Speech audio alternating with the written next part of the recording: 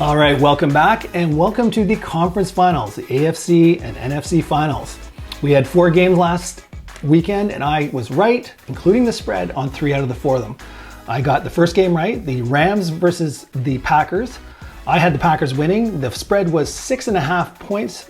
I thought the Green Bay Packers would win by a touchdown.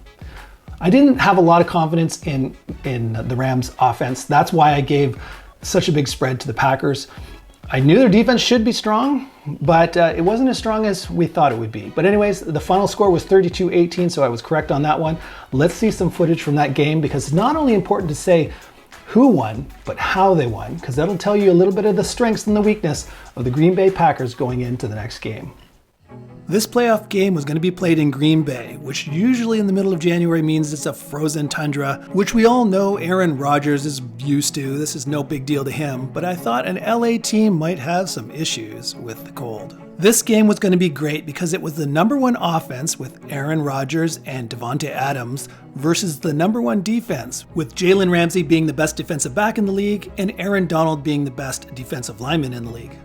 Now, Jalen Ramsey was jawing at Davante Adams about how he's going to cover him all day and he's not going to get any passes, but he's going to learn to eat those words because he's up against the MVP quarterback in Aaron Rodgers, and Aaron Rodgers loves to throw to Davante Adams. Nobody seems to cover him. Rodgers has Davante Adams motion left, then sprint back right, and Jalen Ramsey can't keep up, and Rodgers has an easy touchdown. Nice way to start the game. Aaron Rodgers makes this look easy, but not too many quarterbacks can take a shotgun snap and instantly fire it off to a receiver with perfect accuracy. But, it's Aaron Rodgers. When you see it in full speed, you sort of see why Jalen Ramsey ends up kind of losing his mind on the field, because it's kind of impossible for him to run all the way across through all of his other defenders to cover Davante Adams. And Jalen Ramsey is on the sideline screaming and yelling that there's no way he should be expected to cover him all the way across the field, and somebody should have covered off for him. And the next time Green Bay has the ball, Aaron Rodgers shows that even at his advanced age, he still has some moves as he outdekes this linebacker to go around him and into the end zone. The number 1 defense was not playing like the number 1 defense, and part of that could be because Aaron Donald still showed signs of being injured. He was on the sidelines a lot more often than he usually is. So then the pressure sort of fell on Jared Goff and the offense to try and keep up with the scoring of Green Bay.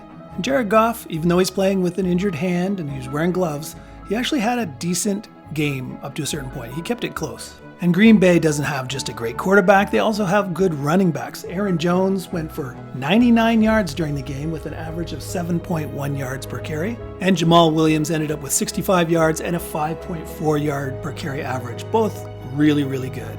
Other than Aaron Rodgers scamper into the end zone for a touchdown, Aaron Jones was the only running back that got a rushing touchdown. But who needs more rushing touchdowns when you have a quarterback that can throw the ball all over the field? And the score could have been a complete blowout if catches like this had been made, which would have gone for a touchdown. Now, do you think Rodgers holds it against Lazard that he dropped an easy pass that could have gone for a touchdown? No, he throws it to him again later in the game, and then he gets the touchdown.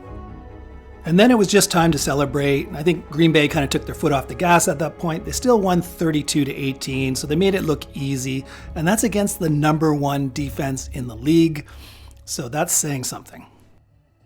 And the next game we want to cover is the Bills-Ravens. It was the late game on Saturday. The spread was 2.5 points for the Bills. Some bookies had it at 3, so 2.5 to 3.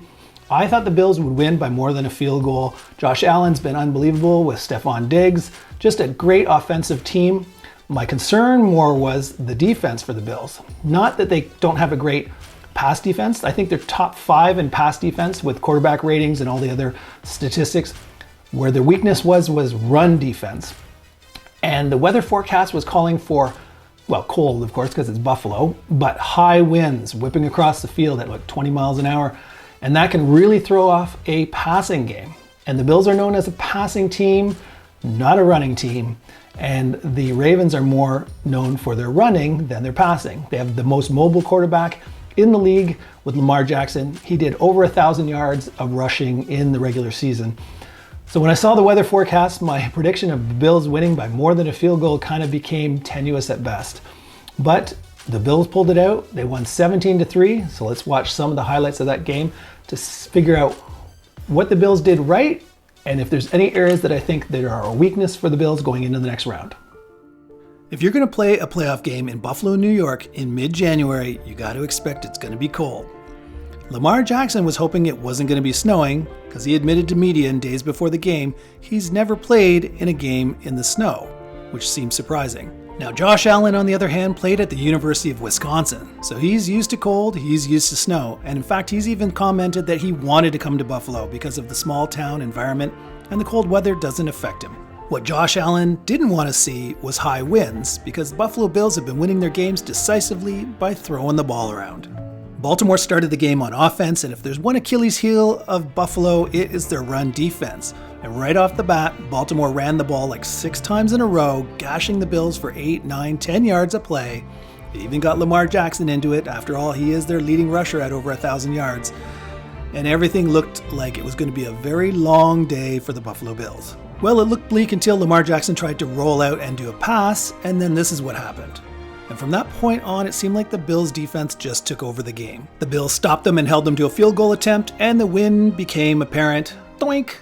That happened twice to the Ravens, and actually happened twice to the Bills as well. The wind was definitely going to be an issue. Now, Josh Allen has a cannon of an arm, so he didn't seem to be as affected by the wind, except for plays like this when Josh Allen likes to show off that arm strength by bombing it down the field. He does that a lot, and as you can tell, the wind kind of just takes it. The wind was playing havoc with any sort of kicking game that was going into the wind. Punts like this were not uncommon. Kind of sad, but that's how punters did into the wind. You'd think due to the high winds, the Buffalo Bills would try and resort to running the ball, even though that's not their strength, but no, they didn't do a single running play in the entire first quarter. And if it wasn't for Davis dropping this pass in the end zone, it would have been 7-0 Buffalo Bills. Unfortunately, they had to go for a field goal, but the wind being at your back, it's not as hard, and they were successful. So it was going to be a low-scoring game, you could just tell. The Bills could move the ball, and Baltimore really couldn't. This is the sort of thing that happened all game. Lamar would try and roll out and run, and he would get 2 or 3 yards. Or he'd get sacked. And actually getting sacked was what eventually knocks him out of the game. Baltimore just couldn't get a passing game going, and their running game kind of got stifled as well. Buffalo just had a great defensive game plan to stop them.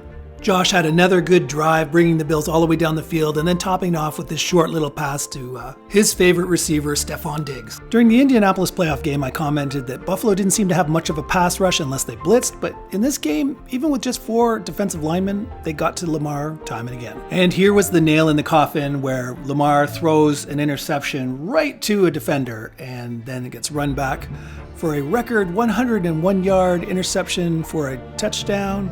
And that kind of sealed the game, because up to this point, Baltimore really hadn't been able to move the ball anyway, and now they were down 17-3. But things go from bad to worse. The shotgun snaps were being affected by the wind all game, and I think the center just tried to put a little extra muscle in it and fired it right over Lamar's head. He tried to get rid of the ball, gets a penalty for intentional grounding, and gets a concussion, and he is now out of the game. And at that point, you pretty much knew the Bills were just going to run the ball out, kill the clock, and win the game. I think the Bills' offense looked pretty good considering the wind conditions. I mean, once they were up 17-3 in the fourth quarter, you could kind of see they just dropped it into neutral and didn't really try too hard to score any more points. But you have to give a real tip of the hat to the defense. I mean, they're up against a very good, well, the MVP from last year quarterback, who's a great running quarterback with a great pair of running backs. And you'd think with the wind, they would have just run all over the Bills. But the Bills' defensive coordinator, Leslie Frazier, had a great defensive game plan, and it all worked out. So, yeah, they looked impressive. The next game is the Chiefs versus the Browns. Now, the spread for this was 9.5 points. That's a big spread. This is one of those ones where I said the Chiefs are going to win, but I wasn't confident on the spread. So, when it came to my pick for winning in the last video, I said the Chiefs would win. I don't think anybody's shocked by that because they were expected to win. The Browns were kind of lucky to get past the Pittsburgh Steelers with all the screw-ups that Pittsburgh did, the snap over the head in the first play for a touchdown for the Browns, and then Big Ben threw 4 interceptions, and it just went downhill from there. They were down 28-0 in that game, the Pittsburgh Steelers were. So, you know, they did their best to come back and try and win the game, but when you're down 28-0 at the end of the first quarter, like, you're kind of pooched. So the Browns were there, but I think they were there due to very, very fortunate luck on their part.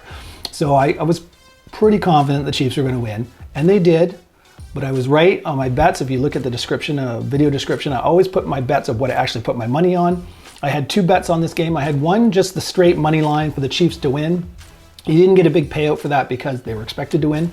And then I had another bet where the Browns would not lose by more than 10 points. And I won that one as well because the final score was 22-17, so yay for me. So I got the Chiefs and the Browns right, including the spread, which was great. So let's watch some footage to see where there are some parts of Kansas City that made me go, wow, they're strong, and some areas that they should be concerned about, especially some injuries that happened in this game. So check it out. This playoff game between the Chiefs and the Browns was played in Kansas City, which meant it was going to be cold, but luckily it wasn't going to be windy like the Bills had, so it should be a better offensive game. Kansas City has always been known for its dynamic offense, maybe less so its defense, and Kansas City showed that with a 10-play drive that ended with Mahomes kind of doing the little alley-oop, whoop, and going into the end zone. So yeah, it seemed pretty easy for a first drive. Cleveland really couldn't get any offense going in the first quarter, most of the first half actually, and Kansas City just seemed to be running around at will. Even though Mahomes seemed to have a bit of a hitch in his step, clearly he had a sore foot that we weren't aware of, but he's still making progress running down the field whenever he needed to. It was starting to look like it was going to be a bit of a blowout. By the end of the first half, Kansas City had 300 yards of offense already. But with 2 minutes left in the first half, Cleveland finally mounted a long offensive drive that got down to almost a touchdown until this happened. And they got 0 points out of it.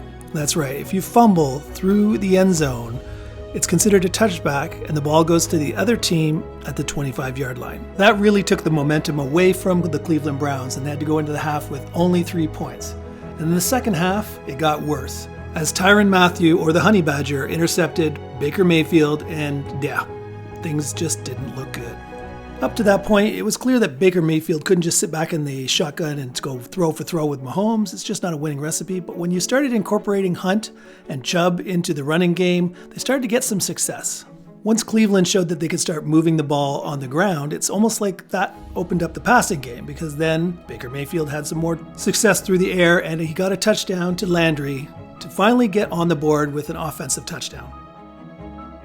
The game still didn't feel close, and with Mahomes still playing, it just felt like at any time he could just turn it on and get more points, so it's going to be an uphill battle.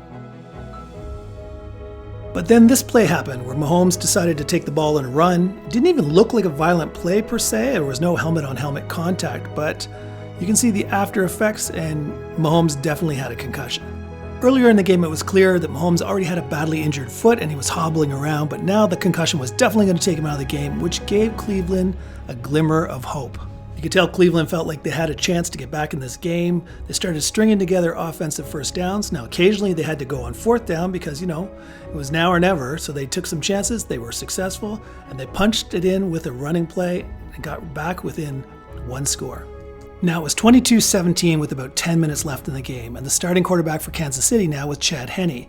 And then he does this, throwing a really easy interception to the Cleveland Browns with over 8 minutes to go. And I'm thinking, wow, I think the Buffalo Bills are going to end up playing the Cleveland Browns. I've been saying this in every one of my videos, that Kansas City always beats teams by just a few points, and that's going to come back to bite them. Like this, where you throw an interception near the end of the game, giving them an opportunity to go down the field and score a touchdown to win the game. But unfortunately, Mayfield pulled kind of a boneheaded stunt here. It's 3rd and 11 and he dumps off the ball to his running back. There's no way he was going to get 11 yards in that. It ends up being 4th down and they have to punt the ball away. So Henne has to come in and hopefully redeem himself for the interception he threw earlier. He's getting first downs, he's chewing up the clock, he's doing a good job, but then they get down to 3rd and 14 after that sack.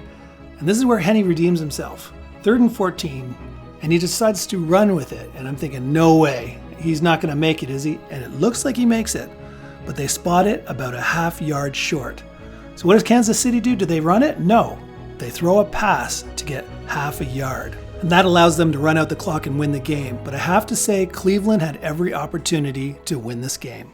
And the final game where I didn't get it right, although if you watch the video, I said the Saints should win by a field goal, and the spread was the Saints were favored by 3, so it was right on the line. So I had a hard time deciding where I was going to actually put my money on this game. I like to throw a little money on every game just to make sure I have a motivated reason to root for one team over another.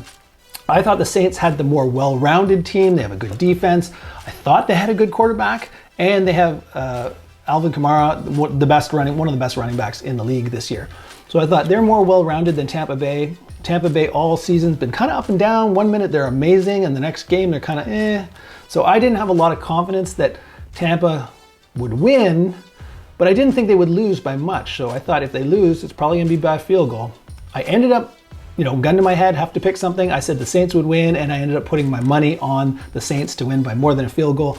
And this is the one game where I'm wrong. Mostly it's because Drew Brees played really badly. So let's look at some of that footage. Going into the next game, Tampa Bay may not run into a quarterback that's this weak.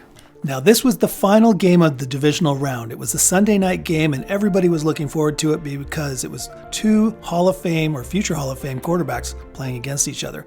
In Tom Brady, everybody thinks is the GOAT, the greatest of all time, versus another future Hall of Famer in Drew Brees. And this was also going to break a record for the highest combined age between two starting quarterbacks at 85 years old.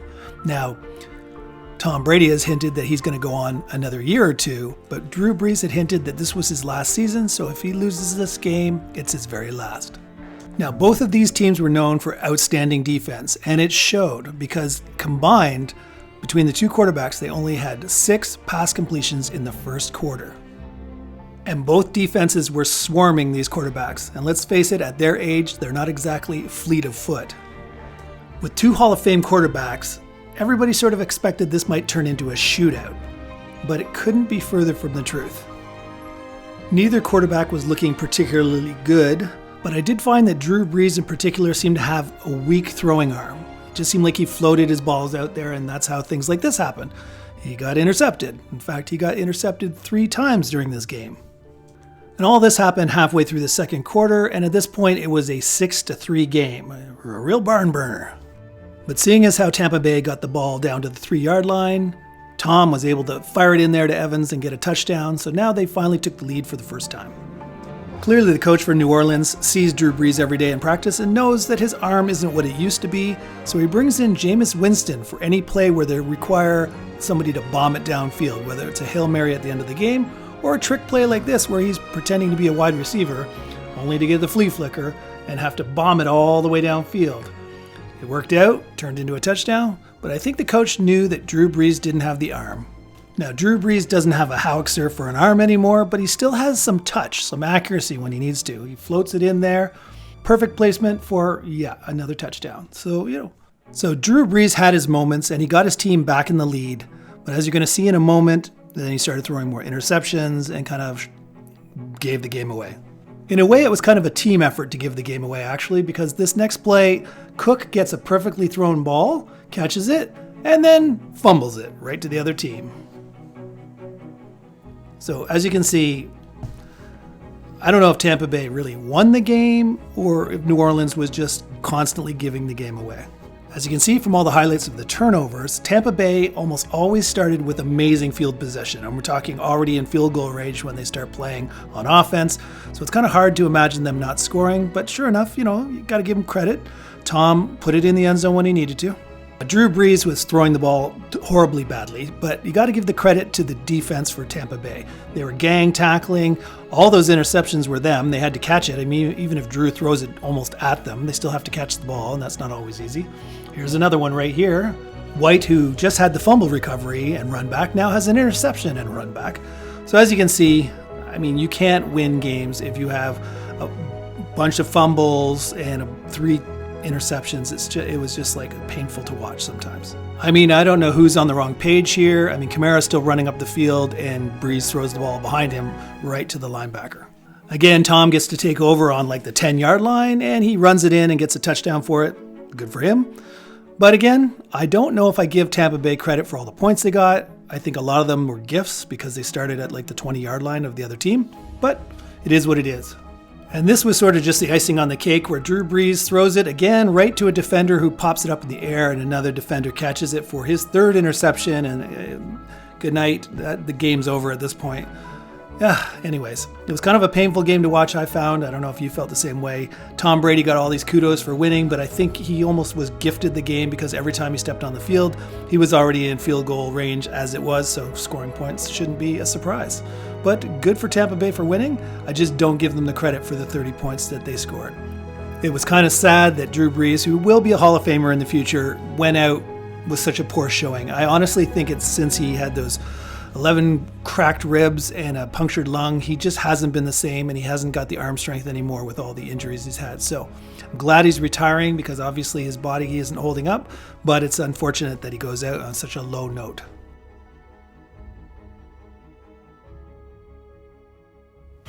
Okay, hopefully you found a little bit of the replays of the divisional round of playoffs helpful. I know I did, going back and watching it again and editing it. It gave me time to really look at these plays. I found it helpful before I put my bets down to remind myself of all these key plays that happened, who was playing hot, who was playing cold, who has holes in their either defense or offense, who's just hitting on all cylinders. So I found it helpful. Hopefully you did as well. I'm going to give you my picks now for this conference final. One of them's easy for me. The NFC, Green Bay versus Tampa Bay. Green Bay looked really good against LA. LA is the #1 defense. Everybody else has had trouble scoring points on them. And Green Bay made them look average at best defense. Green Bay has obviously the MVP quarterback of this year. He's got the best stats. He's just hitting on all cylinders. Nothing to complain about with Aaron Rodgers. Then you've got a good running backs there that have been just doing great. I said earlier they're hitting at over 5 yards a carry, both of them. So Green Bay has a good running game, and they have a strong defense. So I don't see any holes. Tampa Bay, I don't think they looked that good in the last round. I mean, I think New Orleans gave them the game with all the errors, fumbles, interceptions, and Tampa got to start on like inside the 20-yard line a lot. And once they started at the 3, I think another time they started at the 10. So to say, oh, they got a touchdown, or oh, they got a field goal. Well, yeah, you started at the 20-yard line. You were almost guaranteed to get at least a field goal. So for them to beat New Orleans wasn't that they played so well. It's that New Orleans played that badly. So I think by far this is an easy decision for me. Green Bay -3 points, take that. I think Green Bay will win by a touchdown, and I think this one's an easy call for me.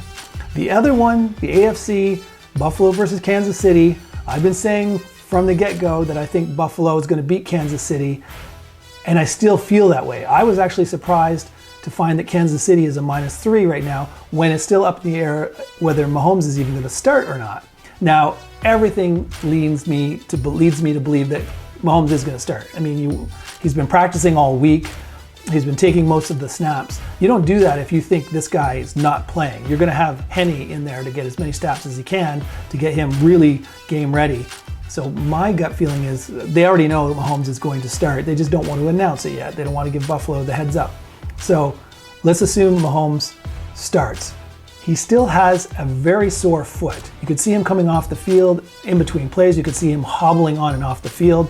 When he ran, he looked like he was running with one peg leg.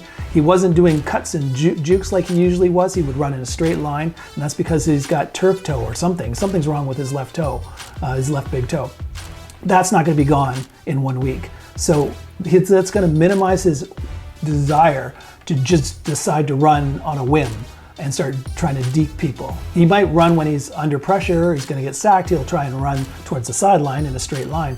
But I don't think he's going to be the running quarterback that, let's say, Josh Allen can be, because he's healthy. The entire Buffalo team's healthy.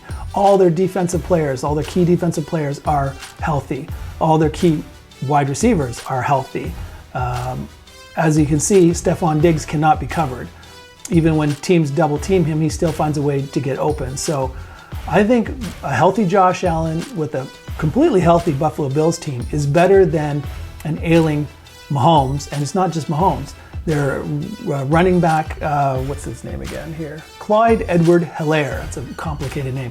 The running back, he's been out for, I think, 2 weeks now with a high ankle sprain and a hip injury that happened on one tackle where his leg got bent backwards. Now, obviously, when it's do or die game, people who should have had another week of rest are going to get pushed into the game, or they're going to volunteer to go into the game. He's probably coming back with some lingering injuries. And you got Sammy Watkins, the wide receiver for Kansas City, also hasn't been playing. I don't even know if he's been practicing, but he might not play. And if he does play, he's going to be gimpy as well. So you've got a gimpy quarterback, a gimpy receiver, and a gimpy running back for Kansas City, and Buffalo's completely healthy. So that's why I said I'm surprised it's not a pick'em game. I understand that everybody from the get-go thinks Kansas City's going to the Super Bowl. They've been saying that all year. So I think the odds makers have deliberately made it so, like, I think so many people just assume Kansas City's going to be there that they try and make it so it's more appetizing to go for Buffalo. But Buffalo's a lovable team. I wouldn't be surprised if a lot of people are throwing money on Buffalo. Not the professional gamblers, but the people that throw $20 in are going to go for Buffalo, because I think everybody wants to see Buffalo go to the next round, to the Super Bowl, over Kansas City, who's been there a bunch of times. And Buffalo hasn't been to a conference final in 27 years, and also not to the Super Bowl either. So yeah, I think a lot more people would just like to see Josh Allen and the Buffalo Bills. They're a good, make you feel good kind of team. They seem to be getting along, bonding. They all seem like nice guys. So I think a lot of people just rather have Buffalo Bills. Maybe I have that affecting me too, because I've been picking Buffalo Bills to go to the Super Bowl for weeks now, but they haven't played poorly. This last game, they didn't score a ton of points, but they missed 2 field goals. They missed 1 touchdown in the end zone where the receiver dropped the ball. So it could have been much more than 17 points, and you have to factor in that that wind was throwing the ball around in the air. Nobody could kick. You'd see passes and they would start straight and then they would start to curve because of the wind. So I don't think you can blame Buffalo Bills for not scoring a lot more points. But they won 17-3, so they still beat the team by double digits like they always do. So there you go. I've got Buffalo beating Kansas City, but when I bet, I'm gonna take the +3. I'm not gonna go for the straight win. I'm gonna say, hey, you wanna give me 3 points? Great. Buffalo +3, and I'll take Green Bay -3 over Tampa Bay. There you go. Put in the comments whether you think I'm right, wrong, or why I'm wrong. If you think I'm right, just say, hey, I feel just like you. But if you think I'm wrong, throw a little in there. Why? What am I missing here? Anyways, hopefully you enjoyed it. I've had fun making these videos. And until next time, enjoy the games, and I'll see you for Super Bowl. Ciao for now.